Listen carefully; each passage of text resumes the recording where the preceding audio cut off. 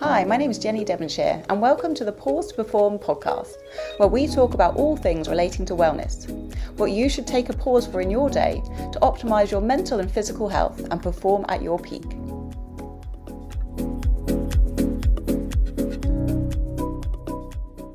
So welcome to the Pause2Perform podcast, and this week I am joined by Erin Shrimpton, who is a chartered organisational psychologist and an expert in workplace behaviour change.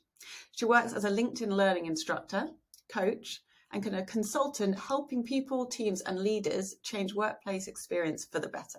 So Erin, thank you and welcome to the podcast.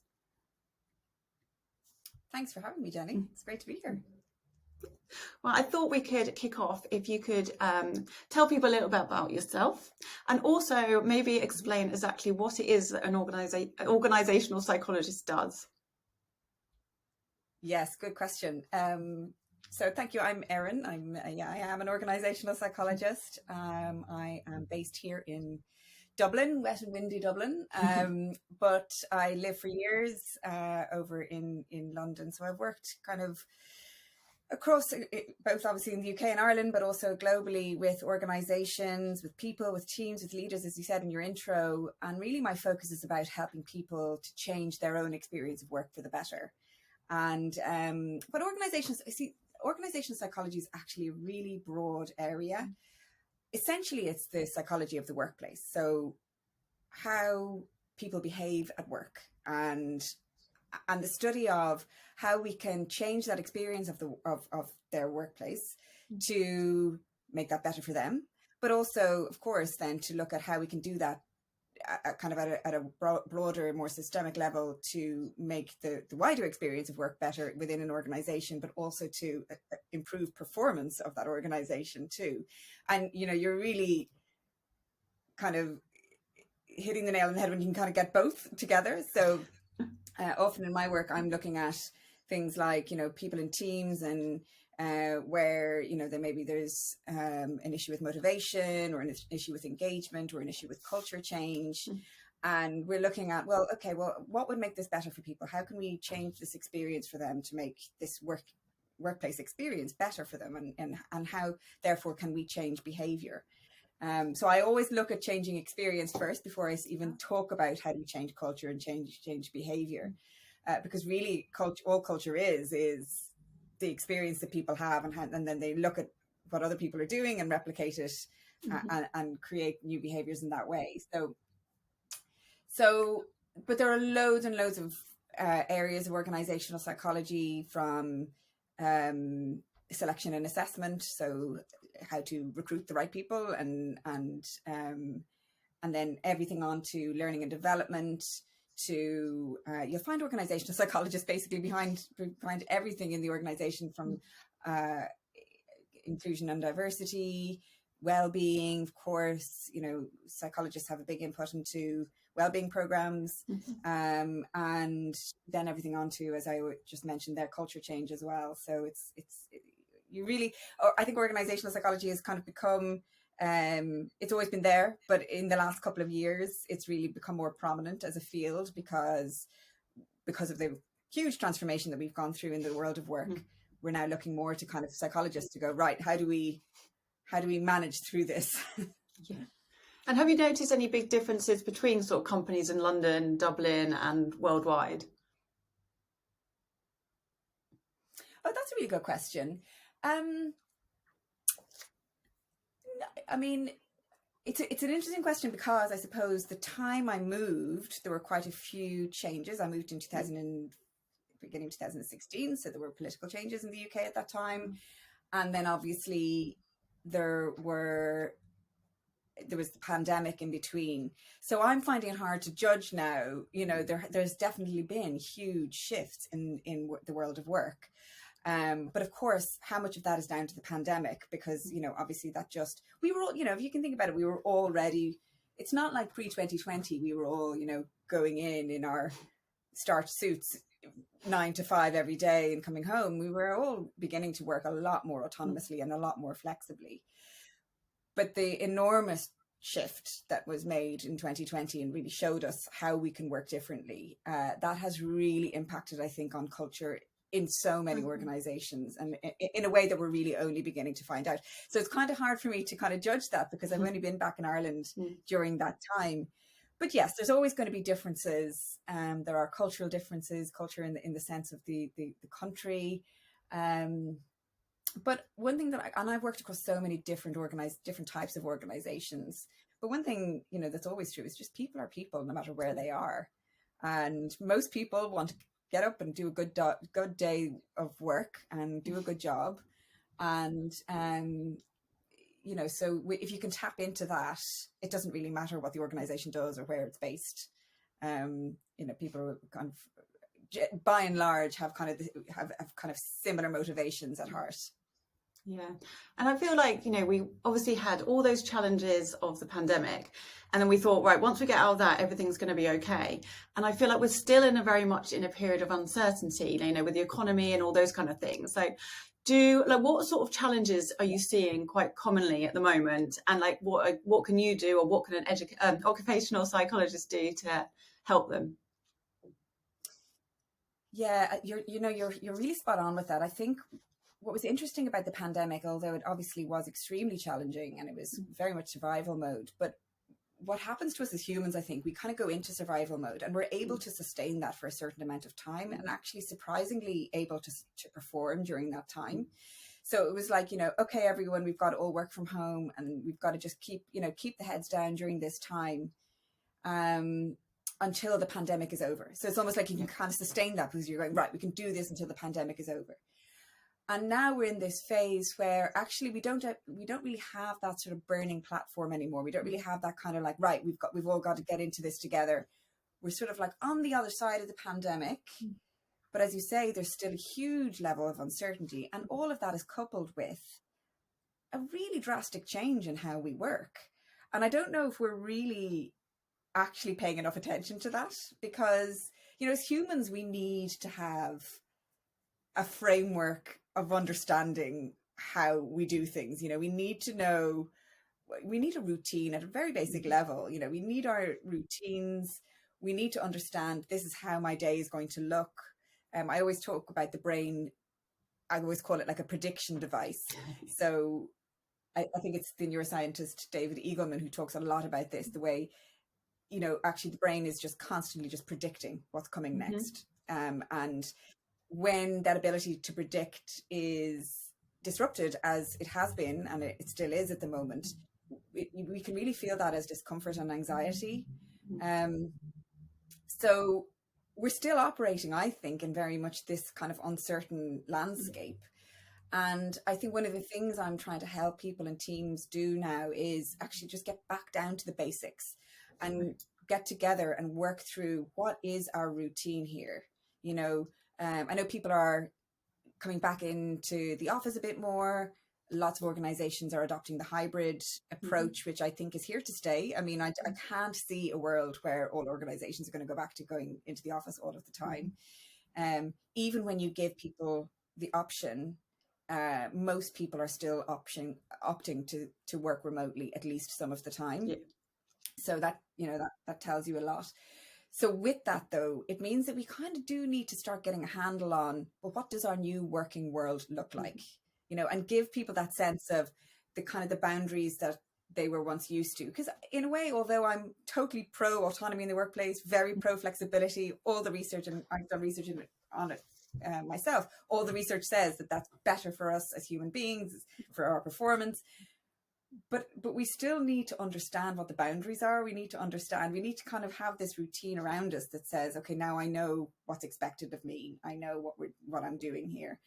And, I study this stuff, and I still find it hard to be clear on what's best for me in my working day. I'm still kind of testing it out as well. So I think that's a really big thing. I think, and each organization is different. That's the other thing. So each organization obviously has different requirements in terms of its customers, in terms of what it's trying to achieve.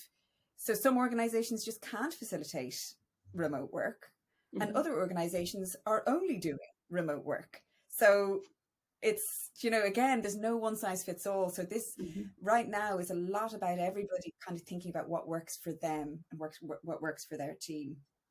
And I think one of the other things that I'm really kind of saying a lot to the people that I'm working with is, you don't have to solve this now. It's all about experimenting, tuning into what is working, trying to find different routines with yourself and with your team, and working out over time what works, because we're not, this is such a huge transformation. We're never going to find the answer overnight, are we?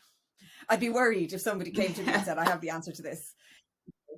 So it's funny you touched on like the structure thing, because I was talking to my friend about this at the weekend, and I was saying like, I'm a massive routine person. I love structure and order, and it's like, so I have my morning routine, I have my bedtime routine, I go on holiday, I develop a routine. It's like I'm very much like that, and I need to create that certainty. And we were saying it's very much like children.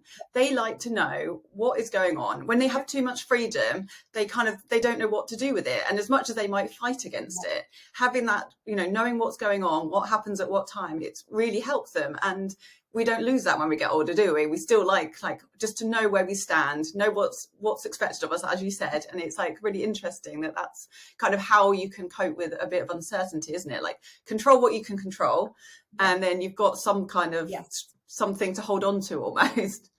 Exactly it. Yeah. And so I think like psychological safety, I've been seeing that quite a lot coming up, and I'm reading a bit about it. Like, how important do you think psychological safety is in the workplace, and what's the best way to create it? Oh, do you know what? Psychological safety, I had a real epiphany moment when I first read about psychological safety, because over the years I'd worked, as I mentioned earlier, I've worked with teams in all sorts of different organizations, from tiny not-for-profits to huge banks to startups to creative agencies, tech companies, and I've worked in all sorts of organizations.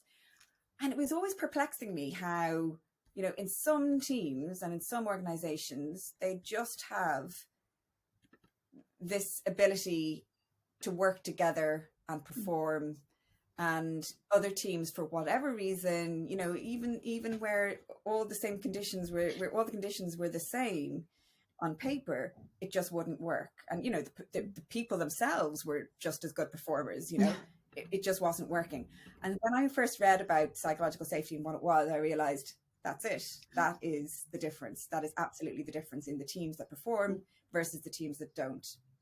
So psychological safety is, for anybody who doesn't know, hasn't heard about it, it is a term coined actually by William Kahn firstly, but it was Amy Edmondson, who's a professor in Harvard Business School, who's really done just a prolific amount of research on it, and anything, I'm sure, Jenny, you're probably reading all of her good stuff. So anything by her is really, really brilliant on this.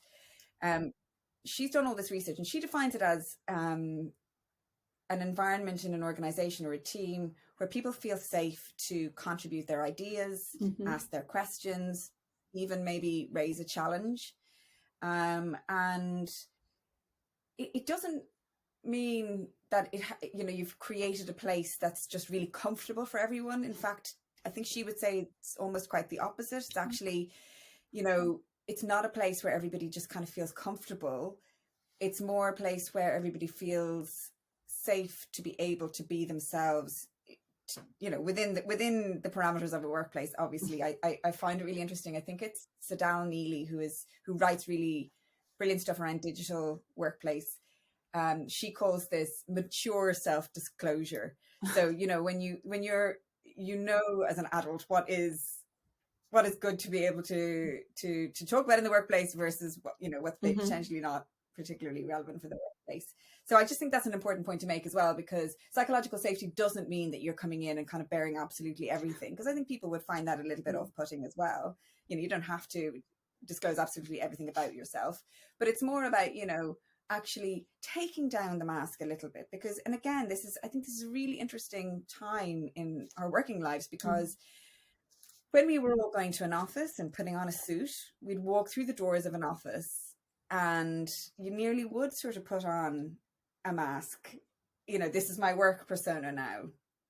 Whereas now we obviously don't have that transition in the same way. Sometimes we do, obviously, but it means that we can bring more of ourselves into work. And so if you're, in answer to your question about how can we create psychological safety, really that's at the nub of it. It's all about, bringing that part of ourselves to the workplace so that everybody feels safe to bring that part of themselves too. And with that, it creates an environment where people kind of feel like, yeah, I can ask this question. It's okay. It's okay if I'm wrong. It's okay to ask a question that for me might seem a bit silly, because sometimes, those questions are the ones that actually get to the nub of a problem. And of course, psychological safety is created really by leaders. It's a responsibility of a leader to create the conditions of psychological safety. But I always say as well, as I say, with anything to do with culture change, it's everybody's responsibility as well, So I always look to teams and say, okay, so it's the leader's behavior. So a leader coming in and demonstrating that it's okay to have fallibility, that it's okay to talk about the future in terms of the uncertainty that they feel. But it is also everybody's responsibility in the team to kind of to do those things as well. So, and the research is really clear on it. Psychologically safe teams are the ones who are higher performing, are better engaged, are better connected as well. So it's a really important thing for the virtual workplace now too. Yeah. So it's not surprising that it's such a big topic at the moment. Yeah, and do you notice that more companies now are kind of embracing that now that they're becoming more aware of it? Yes, I do. I definitely think that people are becoming more aware of it. I found it really interesting. Actually, I did a workshop a few months ago, and I described psychological safety. It was a group of leaders, team leaders, and I described psychological safety. Nobody had ever heard the term, but when I described it, they knew exactly what I was talking about.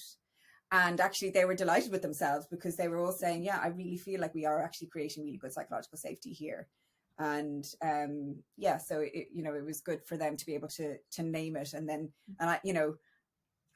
like with so many of these concepts that we learn about in psychology, psychological safety is not just something you can kind of do, tick a box and move on. Yeah. You have to keep practicing it like a muscle, So for them, that was a really good kind of tool for them to know, oh, okay, this is what we call this. And this is how we keep practicing it. Yeah, and you kind of touched on it then a little bit, but about culture, I feel like, again, that's company culture is coming up quite a lot. And first of all, like, what exactly is culture or workplace culture? Good question. Workplace culture, I still hark back to my favorite definition. There's lots of definitions of organizational culture, but the one that I keep always going back to is coined in 1982 by researchers Deal and Kennedy, and they called it how we do things around here. I just think it's the best way to describe it, because in an organization, we often focus a lot on what we do, like what spreadsheet we're looking at, what product we're designing, what technology we're using, and we can change things about that, and obviously organizations often do, and that's the nature of it. But until you look at how you do it, until you look at the behavior that comes along with what you're doing, you won't. It'll be more hard to change anything. So organizational culture really is all about how we do things, and there's a much bigger kind of spiel I could give on it. But if you think about it, really the experiences that, and I mentioned this earlier in the intro, but it's the experiences that we have at work that tell us about how we do things, isn't it? Like, so there's all the stuff that you see in, on the company website, or when you go into the office, on the walls, the values on the walls, or, what happens to you during onboarding. And those are all like what I call big picture experiences. So those are all the things that the organization designs, that the organization curates for us to create what it is trying to portray as its organizational culture. But the reality, I think, of culture is that it happens all in between all of those moments that you experience. So it happens, culture really is everything that happens kind of, during your team meeting, or in the corridor after your team meeting, what you notice about what somebody's saying at an all hands meeting. It's all of those little day-to-day experiences that you have in your work. And that's all about how we do things. And And, you know, so there's lots to say about organization. There's loads and loads of definitions. Edgar Schein as well, who actually passed away recently, but he was the founding father of the field of organizational behavior, and has written prolifically on organizational culture. I like the way he talks about artifacts. So by artifacts there, he means things that are visible to people, for people to see. And they are a real identifier of an organizational culture. So everything from, you know, when I sometimes used to go into offices and they'd have like biscuit tins on the side, or little bells to ring if they made a sale. So those are all little tiny things that you can see about an organizational culture. He then talks about values, and we all know values, you know, are an important part of culture. So they tell us about what's important to that group. But I think the really interesting one is, and he does this in like an iceberg. With artifacts on the top, values in the middle, but then the assumptions are the things down below that are really, really driving people's behavior, driving how people are doing things. And assumptions are everything from, you know, those sort of deep rooted beliefs that we all have, and we go into a workplace and we learn about those assumptions by observing how everyone's doing things, but nobody talks about them out loud. So you know, this is why organizational culture is very complex, because we're all sort of trying to read culture based on things that people aren't saying. It's all about how they're doing them. Right. And if like a company sort of thinks that maybe the culture that's currently sort of operating, or how it is in the office at the time, how would they go about changing it if they think that it needs to be changed? So it depends, really. I mean, do you mean in a whole organization, or in a team? Well, both really, whichever is more appropriate. Yeah, I mean, it's both. So I mean, there's quite a long answer to that one, but I guess really it's all about identifying the future that you want, both as an organization, as in what you're trying to achieve for the customer of that organization or the service user, but then to identify, well, what does that look like for us then as an experience? What are we all doing? How are we doing it to be able to get to that place? And then identifying what's happening now, you know, so what's the current state? So what are we doing? What are we all doing now? How are we all doing it? And then identifying what the gaps are.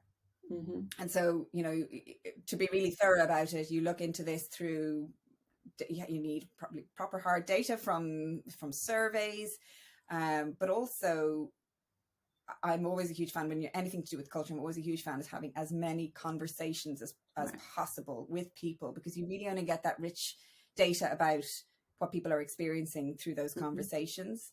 And the reality is as well, when you want to change culture, you have to get people on board. So you have to not only ask them what they're experiencing and how they're doing things, but you have to ask them, you know, what's the solution and how can we work together to make it happen?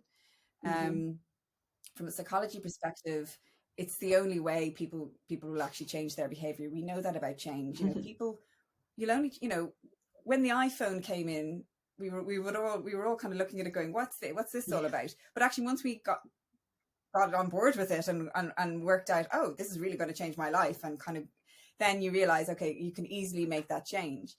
So it's all about giving people an opportunity to influence their own future. And that's the way to change culture. It's just really, and one of the reasons that a lot of culture change programs don't work is because that's hard. It's really hard. If you've got a massive organization, to try and get everyone involved in changing that culture and moving the ship, as it were, it's really, really hard. But it's really the only way. It's funny you say about the iPhone. I had a BlackBerry for so long, and I fought getting an iPhone, and eventually got one. And then I was like, oh my God, this is amazing. Why didn't I do this sooner? And now I probably couldn't be without my iPhone. Yeah. It's interesting as well. You said about getting the buy-in from everyone, because it's very much the same with like kind of well-being in the workplace, and, you know, finding out what people want and need, rather than like, we kind of touched on it before as well, you know, having autonomy. And also there's no point offering someone something if they don't want it and they don't need it, because then they're not going to make the change. And we kind of spoke before about, you know, people's ambivalence to change. If someone doesn't want to, they're not ready to, that's not going to happen, is it? You need to wait for people to want to do it and realize that they ready to do it now. I think it's like that with fitness and health. People might think they want to do it, or they know they should do it, but they're not quite there, ready to make those changes. Yeah. So there's a bit of a crossover there. Yeah, that's a really good analogy. Actually, it's true. And I think that's the other reason when I mentioned earlier about giving ourselves the space at the moment to make this transition in the way we're working and do it with a bit of consideration, is because maybe people aren't ready yet. As in, don't forget, we have just been through 3 years of a pretty intense experience, all of us together. And, it might mean that people aren't quite ready to go in, gung-ho into a big transformation right now. So it is about trying to, I suppose, do it in a way that people feel ready for, pushing them a little bit outside their comfort zone sometimes. And I'm sure, again, there's an analogy there with fitness too, because you kind of have to get to the point where you're pushing them a little bit outside of their comfort zone so that they see, okay, this change is worth making, but yet not pushing them too far as well. And again, that's why just getting them involved, getting them on board, getting them to see, okay, if I have an influence in how this organization is changing, if I can create my own future here, I'd be part of co-creating my own future here. That's when people start to actually see the value in changing. Yeah, definitely. And how would you, so obviously the last few years have been very different and very difficult, but how would you say that your role as an organisational psychologist has changed over the last few years, and like how do you think it might evolve in the future as well?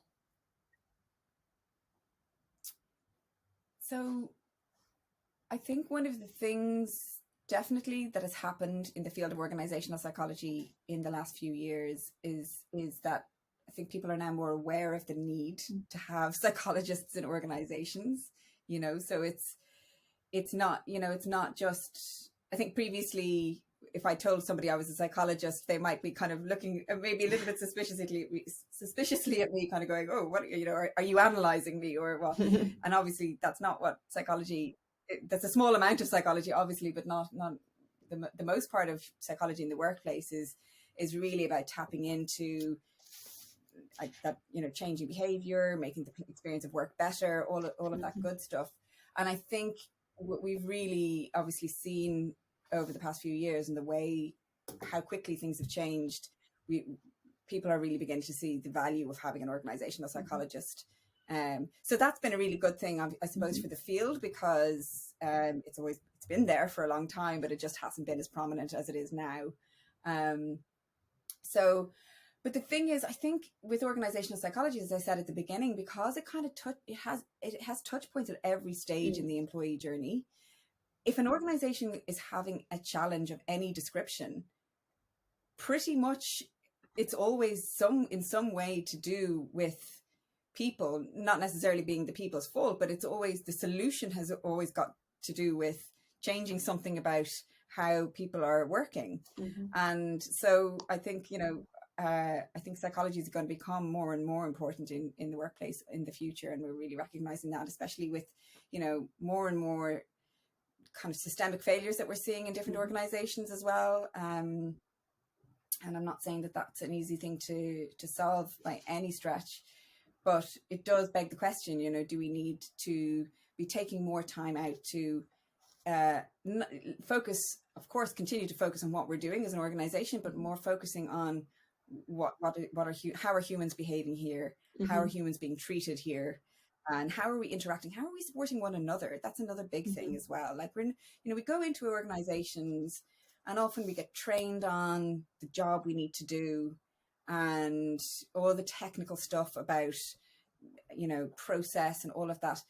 But we never really get trained on how we build resilience to tough times. We don't get trained on things like the big skill, and I think I've seen you post about this, Jenny, but psychological flexibility, how to make sure that we're aware of our own value system, how to make sure that we're aware of tuning into what we need and what our colleagues need and how we support one another.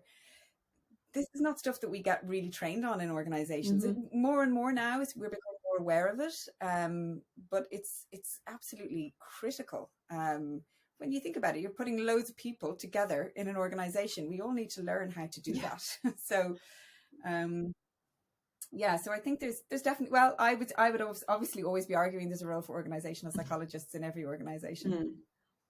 Yeah, definitely. And I think like psychology in general seems a bit more accessible. Like, I don't know, I feel like more people are talking about things, and, you know, I think, I just notice it a lot more than it used to be. And which is a good thing. Like, so psych skills are great, like in every area, aren't they? Like, you know, just to help us live as best we can and cope with the daily challenges, life's big challenges, as well as those little ones that happen as we go through.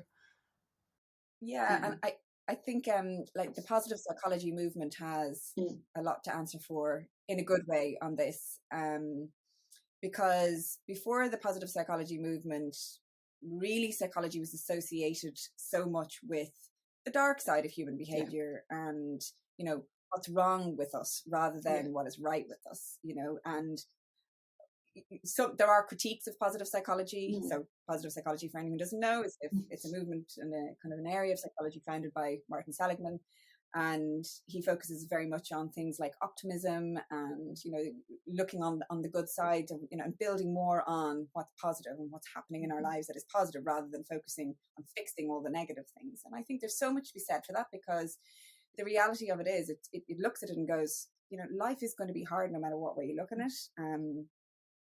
But if you but it's going to be harder if you continue to focus on those hard things.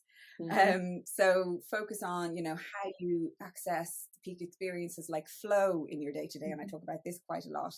And you know, really getting into the flow of your work, and what a rewarding experience that is. And things like, you know, learning optimism, which it is something that can be learned. And I think having the whole area of psychology has had a transition because of that, because we no longer look to psychology as something that we go to, you know, when things are really bad. We look at psychology as, okay, well, things are okay, but let's now focus on how we can make things better. And I really like that. And that's, you know, for me, that's a really important thing. And again, why I think we're becoming more accepting of bringing psychologists into a workplace, because if you're bringing psychologists into a workplace, it doesn't mean that, you know, things have gone terrible. It just means that we're really focusing on the people there, which is what we should be doing, of course, when it's all an organization is a group of people. Yes. And do you want to talk a bit more about flow state? Is it Csikszentmihalyi? Is that how you pronounce it? I always I think I got that one right. Is it how you pronounce it? But anyway, maybe you can talk a bit more, like it's a really difficult one to pronounce. Do you want to talk about like what flow state is and how people can bring it into their working day? Yes, this is something I've been talking about quite a lot recently in relation to, you know, when I talked earlier about building a good routine for ourselves. And I think one of the really positive things about having more autonomy in our working day and more flexibility and being able to work remotely, it means that we have got bigger chunks of time to do the work, which, you know, I remember days when I would be going into an office and literally it would just be going from meeting to meeting, dashing around, you know, bashing out emails, and you come home and you'd kind of go, what was that? Whereas now I think, and don't get me wrong, I know some people are still on Zoom meetings all day, every day as well. So I think that still needs to be tackled. But having that autonomy to carve out time for ourselves, to get into the flow of our work and to get into that state where we're really deeply concentrating. So flow, as you said, is coined by a psychologist called Mihai Csikszentmihalyi. We might need to spell that one out. It's a long name, but he coined the term, and really he did an awful lot of research into it. And it really describes that state you're in, you know, when you're so immersed in what you're doing that you lose all sense of time. And and actually he calls it a peak human experience. And I mean, think about it, really is a peak human experience, because it's one of those kind of, you know, that lovely feeling you've kind of been so immersed in something and you kind of come out of it and go, wow, like I didn't even. And also sometimes I find the work that I do when I'm in flow, I look back at it and go, I don't even know how that came out of me. So it's a lovely state to be in, because it actually, there's more and more research now from neuroscience that what happens in your brain is that actually parts of the prefrontal cortex, which is the part of our brain which we need for planning and decision making and all that good stuff, actually starts to calm down a little bit. So we're not as focused on all of that, like self-referential thinking, worrying about things, thinking about what's happening next and all of that. And instead, the part of the brain that allows us to get into a more creative state is activated. So when you think about your routine on a day-to-day basis, and, I really like to drill it back down to the experience of work is just our day-to-day. It's our moments that we have at work. And if you make sure that you create some time in your day to have these flow experiences, then every day you're going to have, even if it's just a small few moments of meaning in your day, what more do you want, really? Of course, we're all focusing on achieving and what success looks like to us in the longer term. But actually, I encourage people really to think more about, well, what are you doing in your day to day that's giving you that sense of meaning and success and fulfillment in that day? So flow for me is one thing, and I'm not saying I get it all the time. Sometimes I can be sitting looking at my laptop for hours and not actually achieving any flow state. But if you can find the conditions that let you get into flow, and flow, by the way, it's not all about work. It can be also about, you can have a flow experience, having a great conversation. I'm sure there's lots of research on it in the field of sports psychology as well, because I'm sure you get into flow experiences while, they talk about, say, climbing a mountain or probably playing a game. So it's all about how you get it and how it comes to you. Yeah, you're right. There's such a good feeling when you get it. But I remember when I was doing my master's, and some days you sit at your laptop, you're right, and then it's just like the words are just not coming, and you're just like, oh. And then other times you get into it and you're just like, oh, and I blitz it, and you write so much, and you're like, wow, that felt easy. And if only you could just switch it on all the time. But that's one thing I find really difficult is when I'm working and I'm trying to do sort of laptop work, but then I'm doing like PT sessions, and that knowing that I've got that in between, I love having a big period of time just to work and like focus. Yeah. But I guess it's not a luxury we all have. Yeah. Like, it depends on how your work is structured, but yeah, definitely something to try and get into if you can. Yeah, and there's things that you can do, like the meeting issue. So try and batch your meetings into, a certain time of day. Try and turn off your notifications. I like to sometimes actually set timers for myself so that I can give myself permission to turn off, for example, I think I posted recently on LinkedIn. Sometimes I actually get afraid of the flow experience because I'm worried. I definitely worry. What happens if I forget to pick up one of the kids from school, And it's funny because some people kind of replied to me on that saying, yeah, I've had that. I got into flow and I forgot to pick the kids up. So, it is hard when we're always on to actually allow yourself to switch off and to just focus on one thing. But, you can use things like timers or, set yourself a time in your calendar just to really allow yourself. And at least it doesn't mean that you'll always get it, but at least you're giving yourself the best opportunity to try and find it. Yeah, definitely. And you've got quite a lot of LinkedIn learning courses. I think your latest one was Leading with Stability During Times of Change and Disruption. Do you want to tell the listeners a little bit about that? Yeah, so I really designed that because I've been working an awful lot with team leaders. So, that kind of the sort of the frontline leader in an organization who over the last couple of years have been holding organizations together because they're the ones kind of providing the direction and the emotional support to people on their teams through, and I know it's been overused, but that sense of unprecedented times. But they are also still expected to be delivering the results and doing, performing in the same way. So I designed that course to give leaders in that situation, and these kind of times of instability are continuing, obviously. So to give those leaders sort of a few tools and techniques to really do what I call, build that metaphorical line around the team. And like you alluded to it earlier, Jenny, where you focus in on the fact that, there are certain things that you can't change, but leave those all outside the metaphorical line.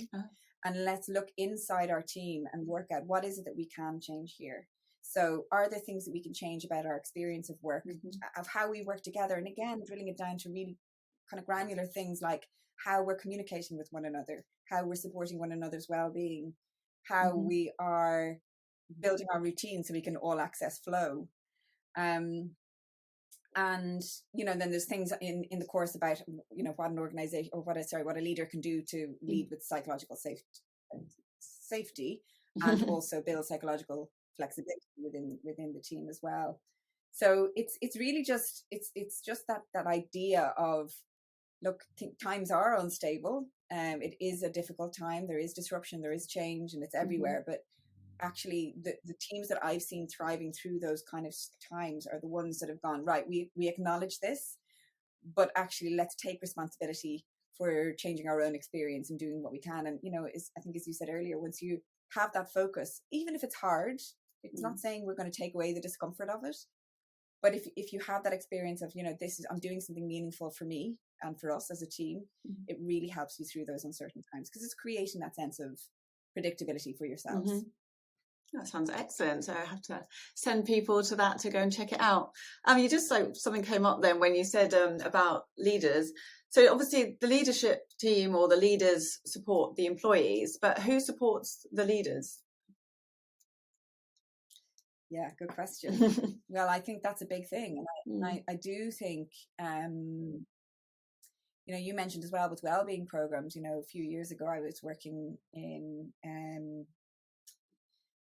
the UK government about how we get organisations to take wellbeing more seriously. And at that time, Dame Carol Black was leading the health, work and wellbeing agenda. And I used to kind of go to the different events that she'd speak at. And she would always say two things. One, we've already touched on it earlier, give people autonomy. And as you said yourself, Jenny, about wellbeing, give people the autonomy to work out what they need from their own well-being perspective. So, it's not about giving them apples as they come into work. It might be about that, but it's, it ask them first. But she said the second thing is support your line managers. And this is the thing, if I could speak to every sort of CEO right now of all organizations, I think that's the biggest thing I would say is, just make sure that line manager population are being well supported, that they have the tools and techniques to be able to support their team, but also have the support that they feel that they can feel resilient to it as well, because it's a really tough job. They're the ones who have been facilitating this transformation in work over the last few years. And it's a lot. I think it's a lot for them. Yeah, definitely. I think one of my PT clients, she was working with CEOs, because obviously, like, who do they turn to? They're right at the top, and it can be very challenging. Isn't it like something that was saying? Is it like there's lonely at the top? But I can imagine that would be really difficult. So I just got actually one thing I would turn to very much is coaching. In some of the kind of more senior leaders I've been speaking to recently, even just kind of having conversations, they've all gone, not even necessarily coaching conversations, but just having conversations about what's going on. They've all said at the end of the conversation, gosh, it's just so useful, just take some time out to reflect on all of this and even just process it. I do think having coaching conversations with one another or with a coach is invaluable at the moment. Yeah, definitely. So I've got just one more question. I just wanted to ask you, so what's one thing, you're only allowed one, what's one thing that you would recommend companies do to improve the mental and physical health of their employees so they can optimise their performance? Only one.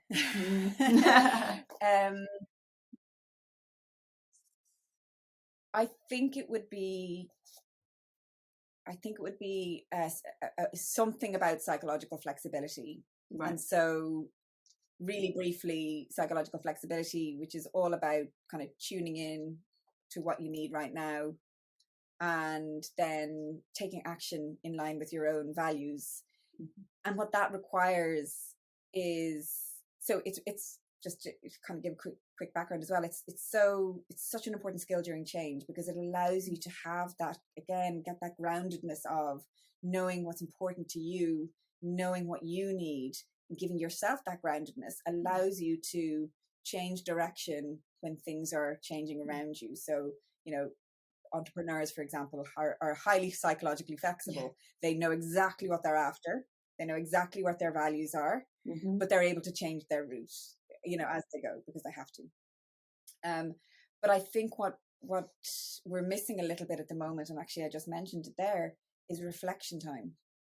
People aren't, they're just so much in the busy sense of their work, trying to get things done. And understandably, we all have to achieve, we all have to get to our goals, and the organization has to succeed and perform. But just allowing people just that bit of time to reflect on, okay, what are my values? How have my expectations of work changed over the last couple of years? And what's important for all of us? And having that time to reflect individually, but also as a team, I think is really crucial, because it allows you then to equip yourself with what you do need. So again, going back to the question or the point that you made earlier, about well-being, you have to give people the choice to work out what they need, but you also have to give them the time and reflection space to do that. Oh, that's excellent. I think that's that's a great answer. Thank you. So where can people find you that want to either work with you or just read more of your stuff? Yeah, I'd be delighted for anyone to connect with me on LinkedIn. I am probably most active on LinkedIn in terms of social media. I have an Instagram account, but I have to say I'm not very good with Instagram. Probably need to get myself better on that. So LinkedIn really, and my courses are on LinkedIn Learning, and I have a website which is just erinshrimpton.com. But yeah, LinkedIn is probably where you'll find me most active. Great. I will link to those in the show notes below. But thank you so much. That's been so informative. I feel like I've learned a lot, and I'm sure everyone listening will have done as well. So definitely follow Erin on LinkedIn. She posts a lot on there. Great content on there. So so thank you, and have a good rest of your day, and hopefully get you on again soon. I'm sure there's a lot more to talk about. Yes, I feel like I could chat for a lot longer. So. Thanks, Excellent. Jenny. Well, thanks so much. All right. Bye.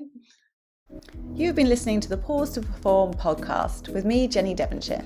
If you enjoyed this show, I'd really appreciate it if you could rate, review and subscribe. This helps other people find it, and hopefully I can help more people to improve their mental and physical health and optimise their performance.